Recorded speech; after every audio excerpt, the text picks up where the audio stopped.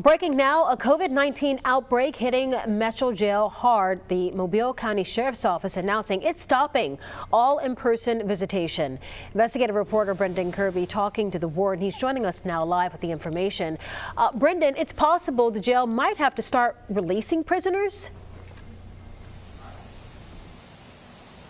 Yeah, that's right, Lenise. Warden Trey Oliver says that is a last resort, but the sheriff does have the power to release some inmates who are awaiting trial on misdemeanors or low-level felonies. Now, that actually did happen back in March 2020 at the beginning of this pandemic when officials were not sure what to expect. As the virus has surged out of control in the broader community, it started showing up at the jail. Warden Oliver says about 70 prisoners right now have tested positive.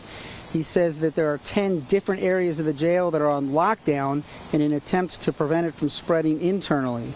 I've talked to folks who either recently got out of jail or have relatives there now. They describe miserable conditions.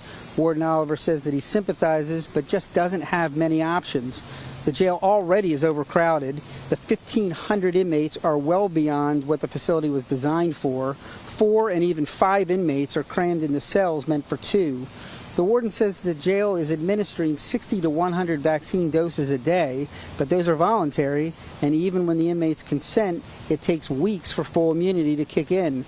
Warden Oliver tells me that the jail has had to convert day rooms to temporarily house inmates for testing and monitoring when they first enter the facility, and that means they're sleeping on mats on the floor, waiting to be moved to a permanent holding area.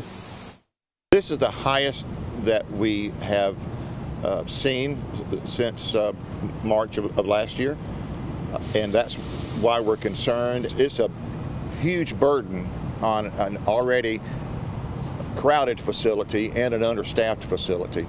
It's really starting to get to our limits, but we're going to get through this one day at a time.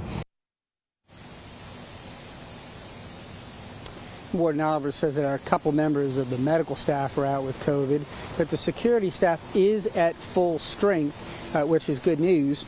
But there are no inmates that have died during the entire pandemic here, and no inmates are currently hospitalized. Reporting live from Metro Jail, Brendan Kirby, Fox 10 News.